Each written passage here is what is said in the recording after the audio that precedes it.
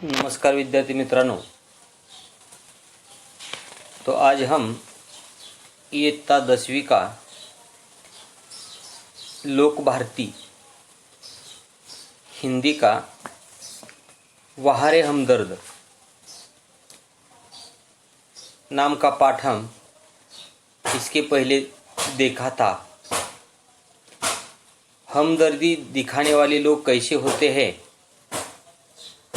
यह सब बातें हमने घनश्याम अग्रवाल जी के पाठ से देखे थे। हमदर्दी दिखाने वाले लोगों की विशेषताएं क्या होती है,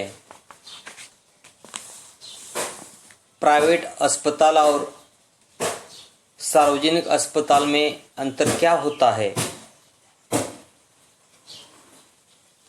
और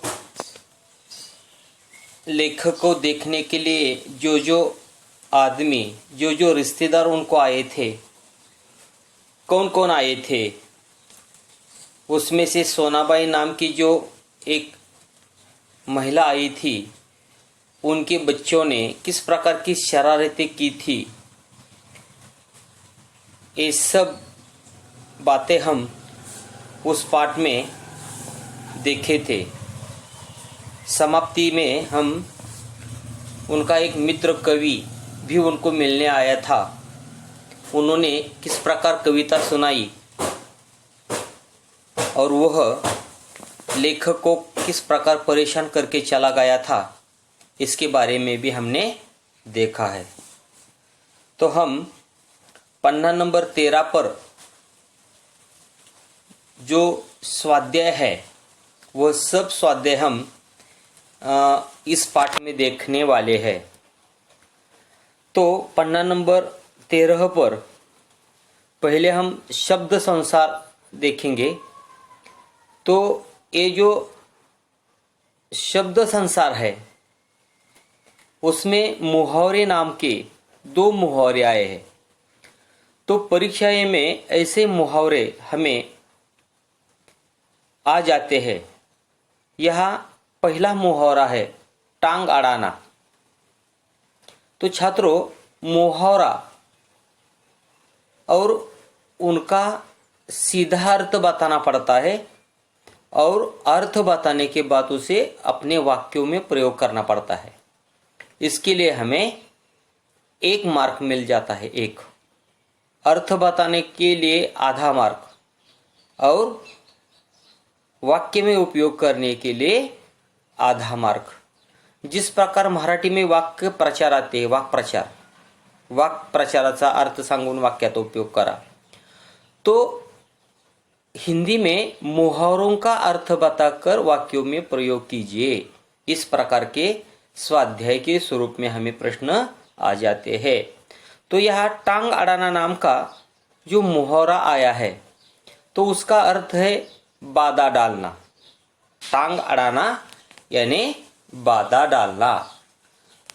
तो वाक्य में उपयोग उसका कैसा हो सकता है?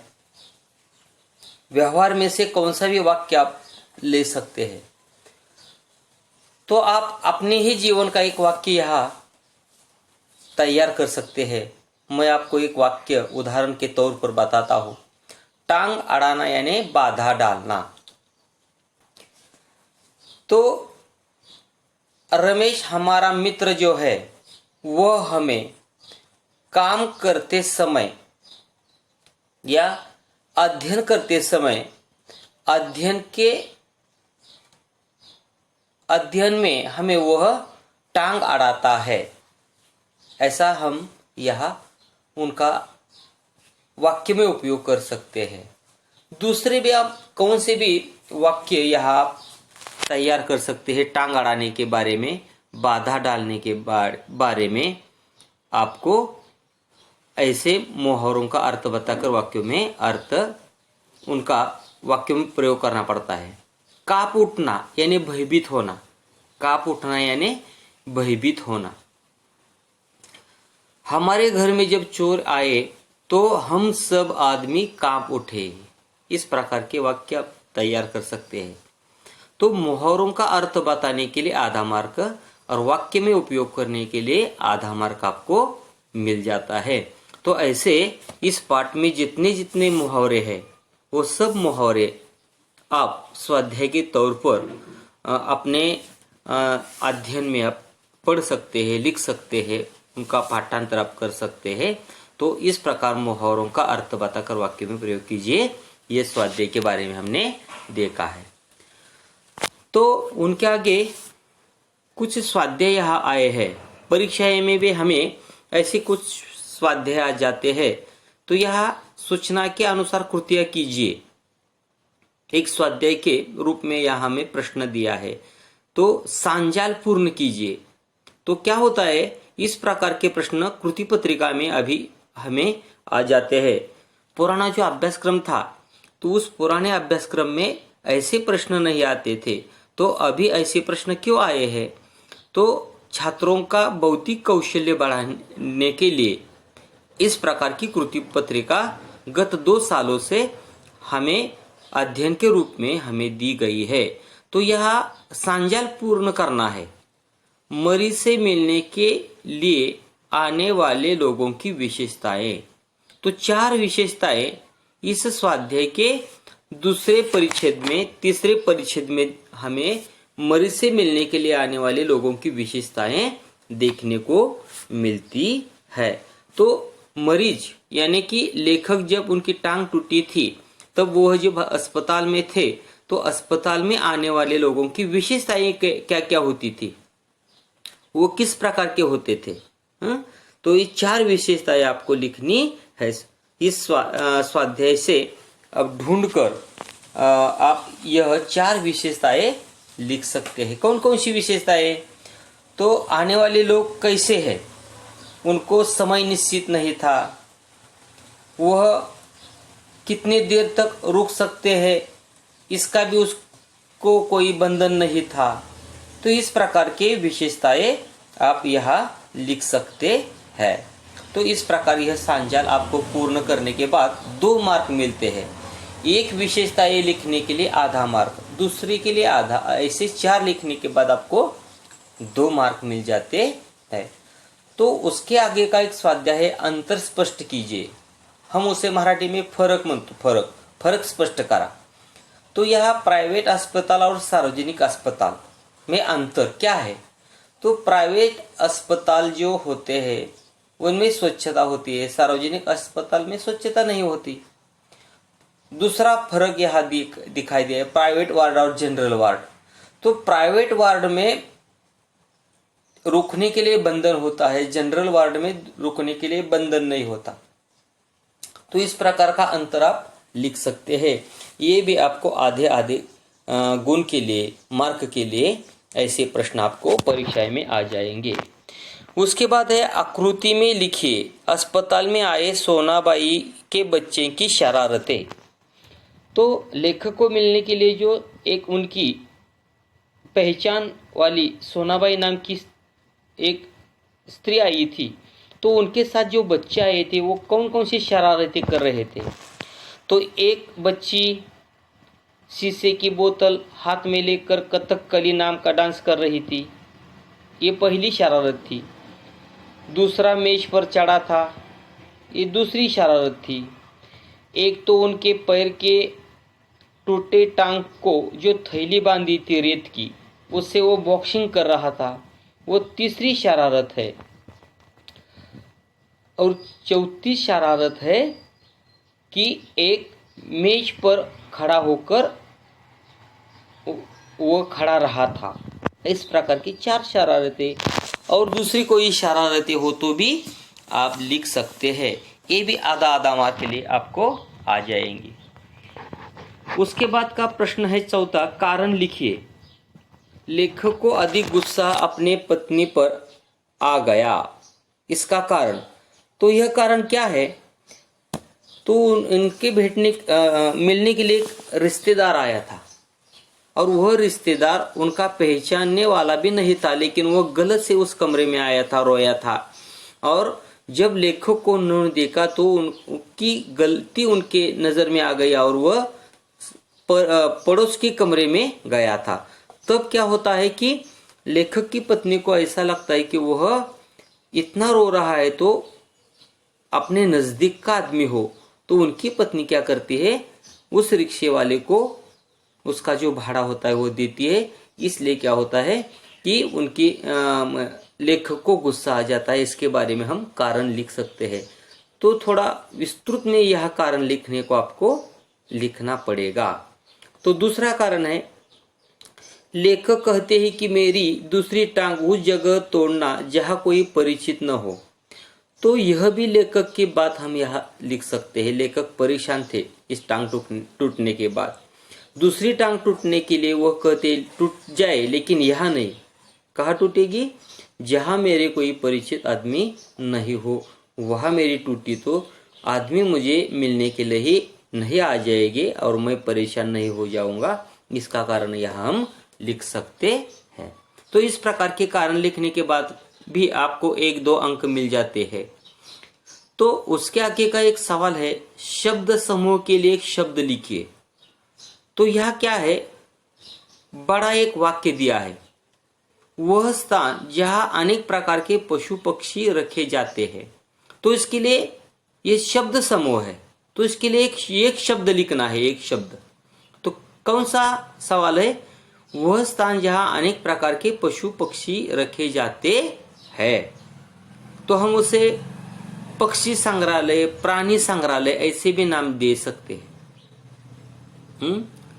शब्द समूह के लिए एक शब्द, पक्षी संग्रहालय या प्राणी संग्रहालय ऐसा नाम दे सकते हैं। तो उनके आगे का एक सवाल है, जहां मुफ्त में भोजन मिलता है। यह शब्द समूह है बड़ा, इसके लिए एक शब्द हमें यह लिखना है, जहां मुफ्त में भोजन मिलता है, म्हणजे जिथं फुकट जेवण मिळतं। तो हम उसे अन्न छात्र कहेंगे, अन्न छात्र। जहां मंदिर होते हैं बड़े बड़े, उसके पास में अन्न छात्र निकाले जाते हैं आने जाने वाले भक्तों के लिए, गरीब आदमियों के लिए या अमीर आदमियों के लिए भी प्रसाद के रूप में यहाँ हमें अन्न छात्र में क्या मिलता है, भोजन मिलता है मुफ्त में। तो अन्न छात्र ऐसा एक शब्द हम यहाँ लिख सकते हैं। इसके लिए भी आपको 1-आधा गुण मिल जाता है। तो उसके आगे शब्द बनाइए ऐसे, यहाँ एक हमें कृति के दौर पर एक सवाल दिया है। तो उपसर्ग शब्द और प्रत्ययुक्त शब्द यहाँ हमें दिए हैं। तो क्या है, दर्द नाम का एक शब्द यहाँ हमें बीच में दिया है। तो दर्द शब्द के लिए उपसर्ग युक्त शब्द कौन सा बन सकता है और प्रत्ययुक्त शब्द कौन सा बन सकता है दर्द से, यह लिखना हमको पहले पड़ता है। तो परीक्षा में आपको ऐसे व्याकरण के तौर पर प्रश्न आ जाते हैं। तो दर्द नाम का जो शब्द है उसके लिए उपसर्ग लिखना है। उपसर्ग किसे कहते हैं और प्रत्यय किसे कहते हैं, यह आपको पहले मालूम होना चाहिए। जो मूल शब्द होता है उसके पहले आगे दूसरा शब्द लिख जाए तो उसके उपसर्ग कहते हैं, और मूल शब्द के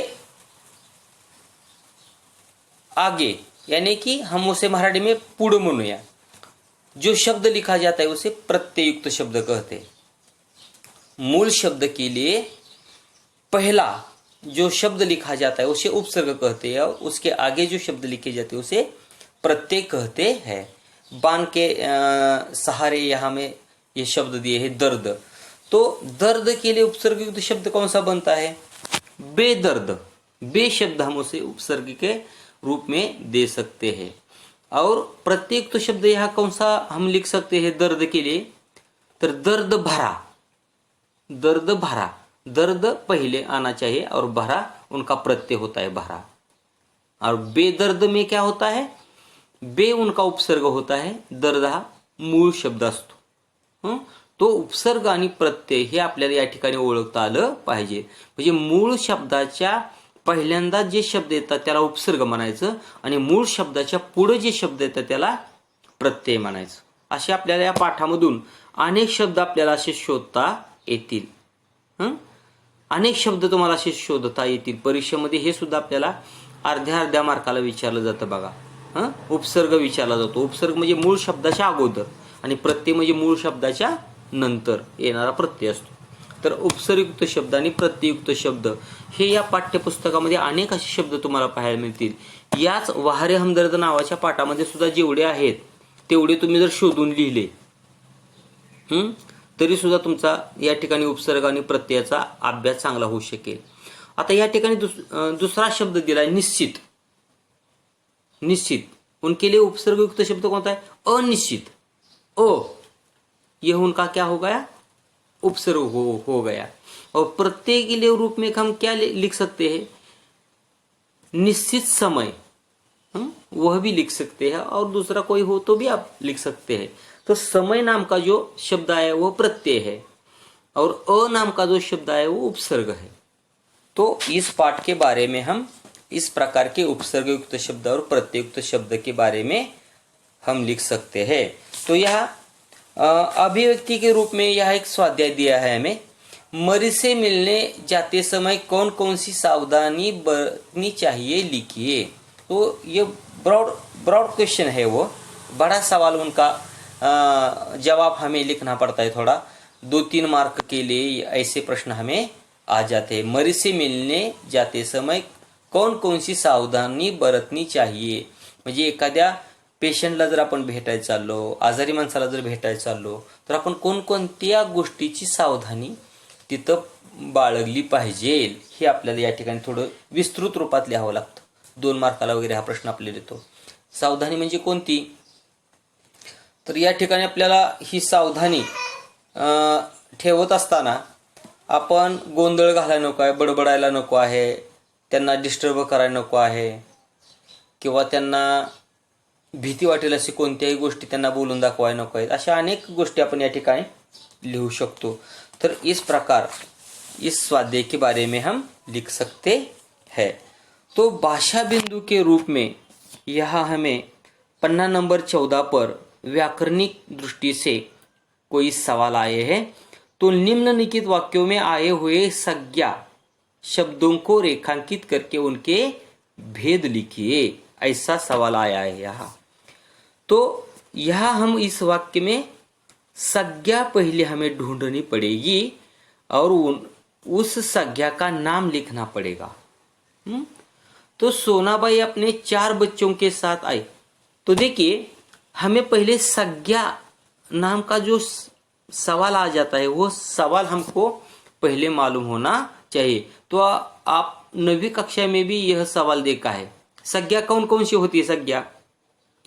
तो व्यक्तिवाचक संज्ञा, जातिवाचक संज्ञा, समूहवाचक संज्ञा, द्रव्यवाचक संज्ञा, संख्यावाचक संज्ञा, इस प्रकार के 5 यह संज्ञा के रूप में हमें सवाल यहाँ आ जाते हैं. तो सोनाबाई अपने 4 बच्चों के साथ आई. तो इस वाक्य में 4 नाम का जो शब्द आया है, 4 पहले 4 को अंडरलाइन करना पड़ेगा, 4 लिखना पड़ेगा और वह संख्यावाचक संज्ञा है ऐसा लिखना पड़ेगा. 4 संख्या है वो 4. उसके बाद गाय बहुत दूध देती है. दूध नाम का शब्द लिखना पड़ता है, वह द्रव्यवाचक संज्ञा है. दूध द्रव्यवाचक संज्ञा. तो इस प्रकार यहाँ बहुत सारे सवाल दिए हैं. सोना चांदी और भी महंगे हो जा रहे हैं. सोना चांदी द्रव्यवाचक संज्ञा. युवकों का दल समूहवाचक संज्ञा. इस कहानी में भारतीय समाज का चित्रण मिलता है, भारतीय जातिवाचक संज्ञा. सागर का जल खारा है, जातिवाचक संज्ञा. तो इस प्रकार के संज्ञाओं के सवाल के रूप में हमें यहाँ लिखने पड़ेंगे.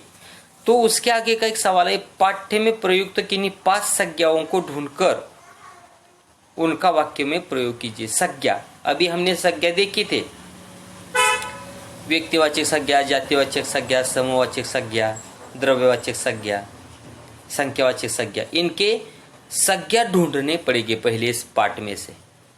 और उसके वाक्य में प्रयोग करना आपको लिखना चाहिए. और उसके आगे का एक यह सवाल है, निम्नलिखित वाक्यों के रिक्त स्थानों के में उचित सर्वनामों का प्रयोग कीजिए. सर्वनाम, नाम, सर्वनाम. नाम यानी व्यक्तियों के नाम, सर्वनाम यानी क्या होता है? वह, तुम, आप, अपना, हम, तुम, सब, ऐसे सर्वनाम हो जाते.